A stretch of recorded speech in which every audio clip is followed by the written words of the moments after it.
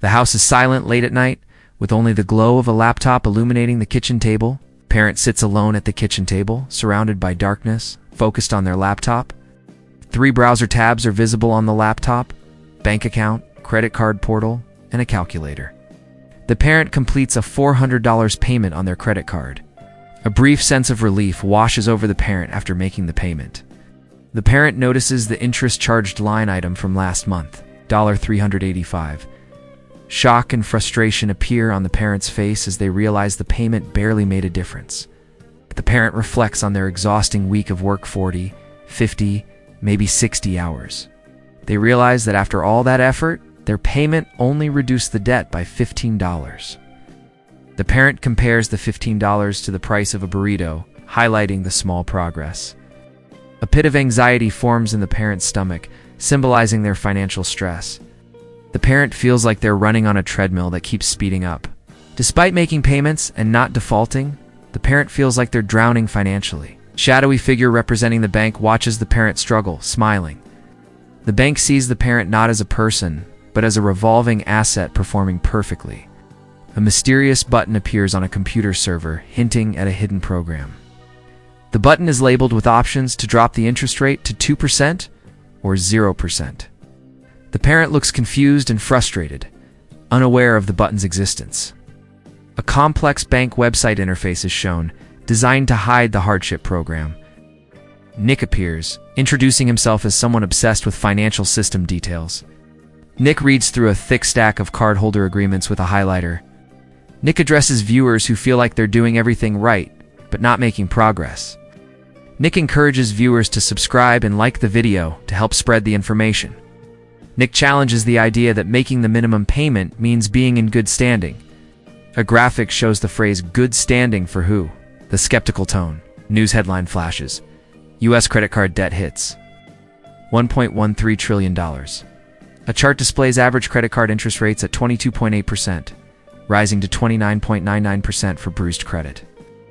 Nick explains the bank's sweet spot: customers stressed enough to pay interest but not default. A visual of 2 doors appears.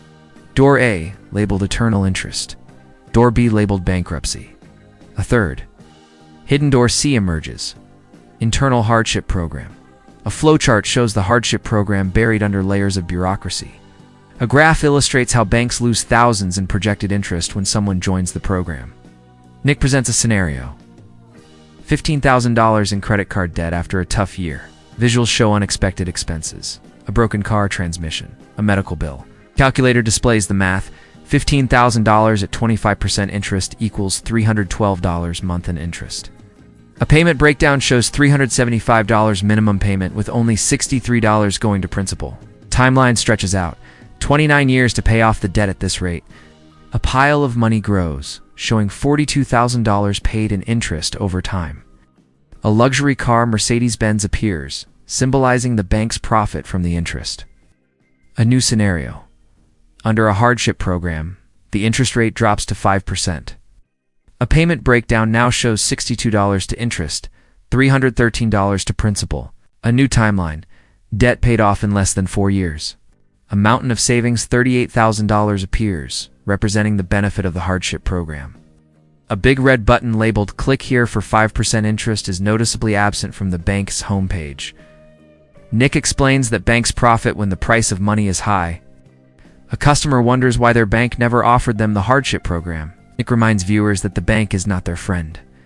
A montage shows people feeling guilt, shame, and loyalty toward their bank.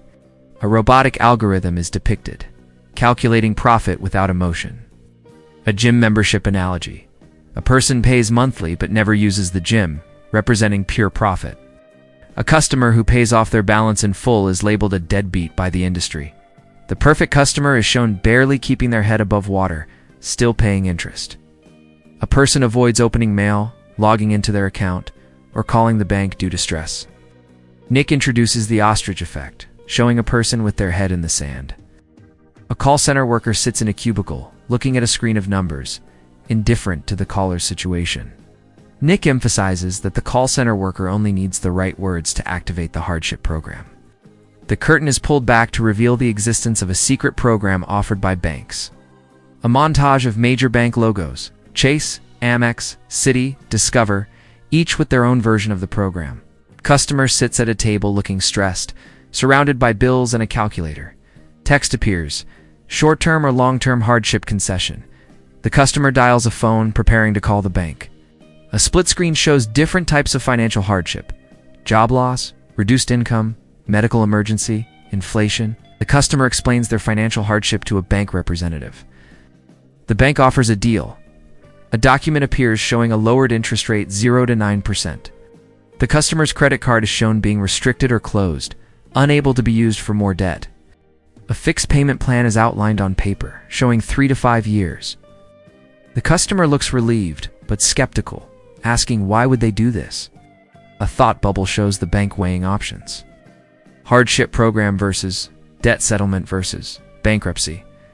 A scale tips in favor of the hardship program, as the bank realizes it is better than losing everything. Text appears, loss mitigation strategy. The customer realizes they're not asking for a favor, but offering the bank a way to avoid losing money. Nick appears, addressing the audience about the credit score objection. A worried person checks their credit score on a phone. It reads 700. Nick explains the credit score trap with a visual of a badge labeled credit score. A person is shown carrying a heavy weight labeled $20,000 debt at 28% interest. A comparison: one person clings to a high credit score, another is free of debt but with a lower score. A car sits unused in a garage while someone pays for expensive towing insurance. A chart shows what happens to credit on a hardship program. Score dips, account closes, utilization ratio rises. A graph shows debt principal dropping quickly over time. The credit score starts to rise again as the debt decreases. A split screen. One side shows a person with a 750 credit score and $20,000 debt. The other with a 650 score and $0 debt. Nick chooses the lower score and peace of mind, smiling. A calendar flips through 12 months, showing credit score rebuilding. Clock spins rapidly, showing 30 years passing to rebuild lost money. Nick prepares to reveal the script for getting into the program. A frustrated person searches a bank website for hardship program and finds only financial wellness tips. The customer rolls their eyes at advice like make a budget and eat out less. A door labeled back door appears, suggesting a secret way in. Step 1. The customer researches the correct department: restricted account, loss mitigation, financial assistance. Step 2. The customer practices the magic words in front of a mirror. A speech bubble shows, "I am experiencing a persistent financial hardship, and I am concerned about my ability to remain current on my payments." A flowchart moves the customer from customer service to risk management. Step 3. The customer reads the script to the bank representative, mentioning their years as a customer and specific life event. Close-up of the customer's statement about needing a fixed-rate hardship program. The bank representative listens, then responds. Step 4. The representative says, "We don't have anything like that, but we can skip one payment." The customer looks disappointed, realizing a skipped payment is not the solution. Visualization shows interest continuing to accrue during the skipped payment. The customer politely insists, asking to be transferred to account protection or loss mitigation. The customer uses the key phrase, "I'm trying to find a way to pay you guys back without having to look at outside debt management options." The bank representative considers the request, realizing the risk of losing money to outside debt management. Final image. The customer sits back, hopeful, having taken control of their financial situation. Text appears. "You have options. You are not powerless." The storyboard ends with a message of empowerment and hope. Nick introduces the topic, hinting that things are about to get interesting. Nick discusses how people use Discover's hardship program to reduce interest rates. Visual of someone calling Discover and getting their rate dropped to 0% or 6.9% for 60 months. Nick explains the catch. Setting up autopay is usually required. Visual of a person setting up autopay on their account. Nick reframes autopay as a blessing, turning debt into a manageable utility bill. Visual of a monthly bill being paid automatically, balance steadily decreasing. Nick reveals that hardship programs can be accessed even before missing payments. Visual of a person worried about missing payments, then calling the bank proactively. Nick dispels the myth that you must ruin your credit before banks will help. Visual of banks preferring to help customers before they fall behind. Nick introduces the analogy. Debt as a leaky boat. Visual of a boat with a hole, water rushing in. Interest is depicted as water flooding into the boat. Minimum payment shown as a person scooping water out with a small bucket. Visual comparison. Water coming in at 10 gallons, scooping at 11 gallons, boat stays afloat but doesn't move. Nick explains that a hardship program is like getting a patch for the hole. Visual of the bank handing the person a patch to fix the boat. Water stops rushing in. Every bucket scoop lowers the water level. Nick explains why banks offer hardship programs. They want the boat to reach shore, not sink. Visual of a patched boat slowly making its way to shore. Nick addresses the objection. I don't want to close my cards. Visual of a worried person clutching their credit card thinking about emergencies. Nick explains that a maxed out card is not an emergency fund, but the emergency itself. A visual of someone trying to use a gasoline-soaked blanket to put out a fire. Nick suggests saving the money from reduced interest in a high-yield savings account. Visual of $300 being transferred from a credit card payment to a savings account. Savings account grows, representing a real emergency fund. Nick introduces a real-world example. Mike's story. Visual of Mike, a teacher, stressed over $22,000 in debt across 4 cards. Mike pays $700 a month, but his balance only drops by $80. Mike realizes he will be 80 before he is debt-free at this rate. Mike calls his 3 biggest lenders for help. It's a visual of Mike on the phone with AmEx and Chase, who immediately offer hardship programs. AmEx and Chase drop his rates from 24% to 6%. Third lender says no. Mike looks disappointed but determined. Mike calls back 3 days later, speaks to a different supervisor. Supervisor agrees to put Mike on a hardship program. Mike's interest drops from $500 a month to $90.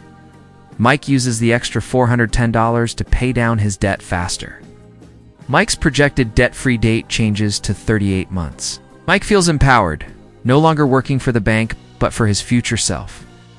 Visual of Mike watching his balance drop by $400 each month. Mike experiences a psychological shift, motivated by seeing real progress. Nick explains how paying bills becomes rewarding, giving dopamine hits. Mike starts finding more ways to save, accelerating his journey to zero debt. Nick presents a 4-step action plan for viewers. Visual of someone listing all their debts and interest rates, highlighting those over 15%. Person calls the financial assistance line, taking initiative. Person uses Nick's script to request a hardship program. Person receives an email with the terms of the new agreement, checking a PR and duration. Nick delivers a motivational message. You are not your debt. Visual of banks using marketing to instill shame about debt. Nick encourages viewers to renegotiate, just like a CEO would. Nick empowers viewers to take back control and become a success story. Nick reminds viewers that the phone call may be unpleasant but is worth it. Visual of someone on hold, frustrated but imagining the savings ahead. Nick invites viewers to share their experiences in the comments. Nick promotes a related video on high-yield savings or budgeting. Nick signs off, encouraging viewers to stop working for the banks and start making their money work for them.